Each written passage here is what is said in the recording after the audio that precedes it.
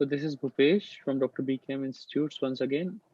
I hope everybody is fine and it's Monday morning in UK. So I'm just gonna start up the thing and I'm just gonna tell you about the visit letter. Otherwise, if you will scroll through this YouTube channel, you will also find lot of things about the visit letter. So I'm just gonna pause you all as well, mute you all so that everybody can get a clear voice. So yeah, so I'm just gonna write now. So the thing I'm gonna write is I'm writing this letter regarding miss क्योंकि lady है तो it should be miss जो भी नाम होगा उनका miss x Y जो भी नाम है हु हमेशा विजिट लेटर में बस ये लिख दो who has been suspected with वहां पे दे रखा है एक्टोपिक प्रेगनेंसी तो आज का लिखना होता है हमें who has been suspected with ectopic pregnancy on the basis of her current signs and symptoms बस इस केस में क्या हुआ था उसने सिम्टम्स उसको वैसे पता था टेंडरनेस है ये है फिर उसको और एक ना प्रेगनेंसी टेस्ट पॉजिटिव आया था तो इन्वेस्टिगेशन भी लिख सकते हैं या ऐसे लिख सकते हैं who has been suspected with ectopic pregnancy on the basis of current signs and symptoms and also her pregnancy test has been positive अब थोड़ा सा अजीब लग रहा है कि हमने प्रेगनेंसी ऐसी चीजों को मैनिपुलेट करना पड़ता है कि जैसे अब हमें ये थोड़ा सा अजीब लग रहा है कि who has been suspected on the basis of current sign and also her pregnancy test is positive pregnancy test positive है तभी तो हमें पता लगा है कि वो सस्पेक्टेड इससे है तो हम ऐसे भी लिख सकते हैं I am writing this letter regarding this lady जिसका जिसका मतलब whose pregnancy test has been positive and also on the basis of other signs and symptoms she has been suspected with this अगर सिंपल करना है तो pregnancy test has been positive also नहीं लगाते and on the basis of क्योंकि मेरे को भी बार बार बना के देखना पड़ता है that is what you need to do in the exam as well you need to make a good paragraph so इसीलिए मैं आपको कहता हूँ the first paragraph when you write in your exam sheet it's better to write on your question paper on a rough sheet that is given to you in the exam so always try to make a rough first paragraph because first paragraph में rubber eraser के सबसे ज्यादा chance होते हैं so don't erase anything on the final paper so it's better to use that extra sheet or on the question paper you may write your first paragraph just like this अब बढ़ के देखते हैं I'm writing this letter regarding whose pregnancy test has been positive या whose pregnancy test is positive भी लिख सकते हो या is positive भी लिख सकते हैं इसमें भी कोई दिक्कत नहीं आप कंफ्यूज ना हो I am writing this letter because whose pregnancy test is positive and on the basis of her signs and symptoms other से भी अच्छा हर ही लगेगा and on the basis of her current signs and symptoms ये मैंने आज के लिए change किया नहीं तो नॉर्मली तो ऐसे होता है I am writing this letter regarding this lady who has been suspected with ectopic pregnancy on the basis of current signs and symptoms so whose pregnancy test is positive and on the basis of current signs she has been suspected with ectopic pregnancy बस इसलिए आपके पास भेज रहे हैं first paragraph इस पूरा main purpose लिखना होता है जितना आसान पर्पस लिखोगे जितनी आसानी से एग्जामिनर को समझ आएगा उतना ही अच्छा होगा she is being referred under your expertise on urgent basis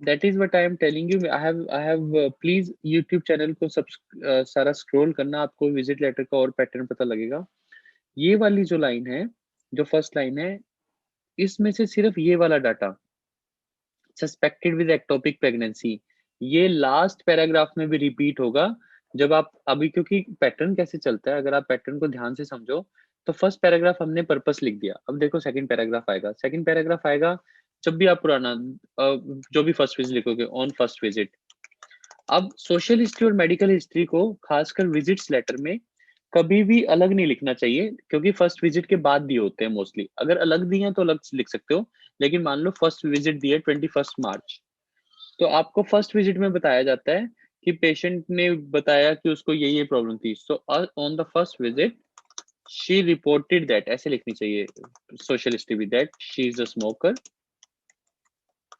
and also had diabetes in the past. Generally बातें कर रहा हूँ, मतलब ये मैं आपको बता रहा हूँ ऐसे बनता है in the past.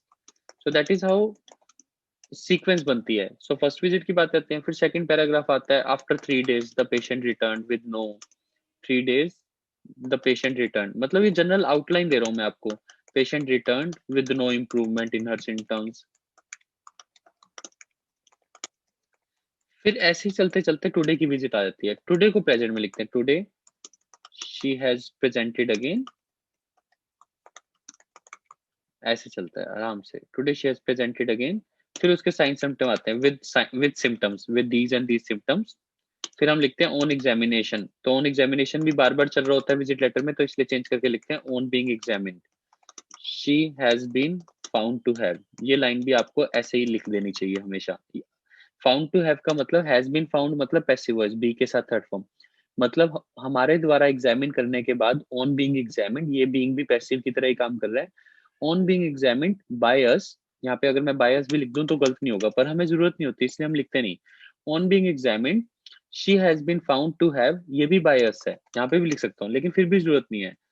यहाँ पे भी बायस. तो ये दोनों ही पैसिव वॉइस हैं, पर कोई जरूरत नहीं होती. On being examined she has been found to have. अब इसके साइंस जैसे कि रीबाउंड टेंडरनेस, जो भी उसकी प्रॉब्लम थी आज के लेटर में. सिम्टम्स हो गए, साइंस हो गए. तो यहाँ पे जो हमने फर्स्ट पैराग्राफ में लिखा होता है ये वाला ectopic pregnancy. So she has been provisionally diagnosed. Change करने के लिए इसको लिखते हैं प्रोविजनली डायग्नोज्ड.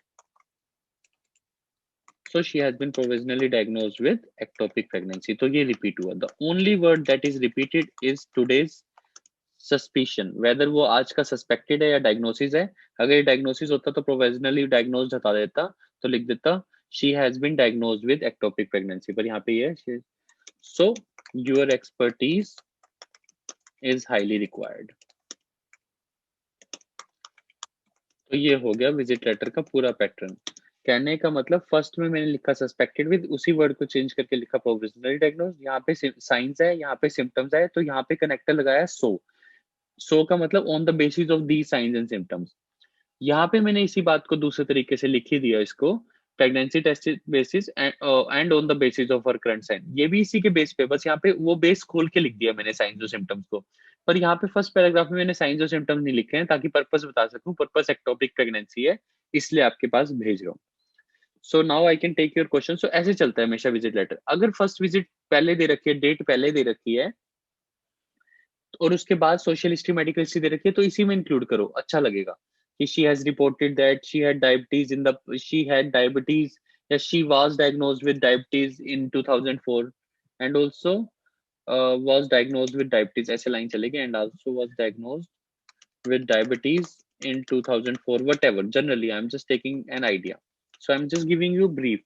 अगर मान लो फर्स्ट विजिट से पहले दे रखे, अब इस लेटर के हिसाब से हम ये रूल अप्लाई करके दे. So everything is being recorded, so can you can listen to it again and again. And please again I am telling you that listen to it more than 1 or 2 times.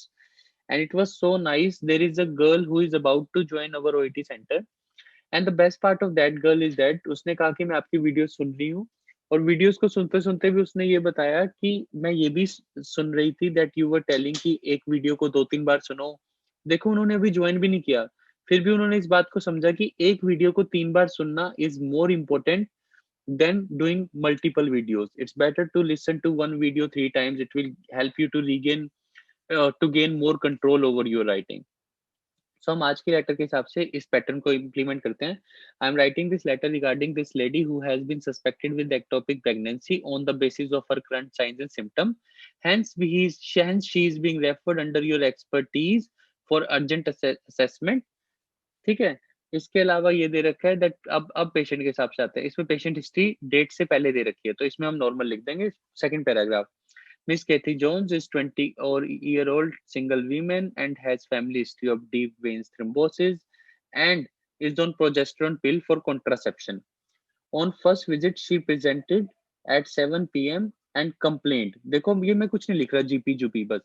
She presented and complained of lower abdominal pain since the evening before, which was worse in the right. सिर्फ which was लगाया, जो worse था. English बनाने के लिए सिर्फ ये लगाया which was, और कंप्लेन को कर दिया कंप्लेंट सेकंड फॉर्म. दोबारा करके दिखाता हूँ. On first visit which was on 15 February, she presented at 7 p.m. 15th को 7 बजे आई and complained of second form which was worse in the right, full stop. Along with that, connector लगाया, comma, she was unsure of the last menstrual period and had regular bleeding since starting POP 2 months ago, full stop. So on examination, she had mild iliac fossa tenderness and on vaginal exam and she had my right iliac fossa tenderness. ये वाली बातें same ही हैं जो vaginal examination पे है, या ऐसे लिख सकते हैं on vaginal after full stop, also on vaginal examination tenderness in the right fornix was found. So at that time she was assessed with abdominal pain, non-specific abdominal pain, and was asked to return in the morning for the blood test. 16 के बाद सीधा today I है, तो आज की date है today 16. Today, the pain has worsened overnight and she is having constant pain, full stop. Along with that की जगह along with this, या इसके साथ लिख सकते हो also, या इसके साथ लिखते हो apart from this या besides. वैसे along with this सबसे अच्छा लगेगा. Along with this, there is slight vaginal bleeding overnight and she has felt fainted while waiting in the reception. On questioning, she has left shoulder tip pain as well, full stop. अब इस paragraph को ये दो भी बना सकते हो क्योंकि ज्यादा हो गया तो दो भी बना सकते हो. On examination, there is tenderness in the right iliac fossa with guarding and rebound tenderness. Also on examination, vaginal examination, she has cervical excitation and there is marked tenderness in the right iliac fossa. Her pregnancy test has been conducted which has found to be positive, which has been found to be positive. इस line को थोड़ा सा change किया क्योंकि मैं बहुत ज्यादा same लिख रहा था तो I had to show my grammar. So pregnancy test has been conducted by us, the the result of which has been found to be positive. So she is suspected with ectopic pregnancy for which your expertise is highly required. Khatam. That's it. That is how a visit letter goes. So please listen to it 5 times, 10 times, maybe at least 2 times to 3 times to get hold of what I have said. और जो चीज नहीं समझ आती उसको repeat पे भी कर सकते हो. And of course you can WhatsApp me for everything whatever problems you have. So there was Angelina ma'am was asking इसको प्रोविजनल डायग्नोसिस लिख सकते हैं. प्रोविजनल डायग्नोसिस नहीं, प्रोविजनल डायग्नोज्ड और पैसिव वॉइस में she has been provisionally diagnosed with. Yes, we can write that. There is no issue that I have told you in the explanation of the whole letter.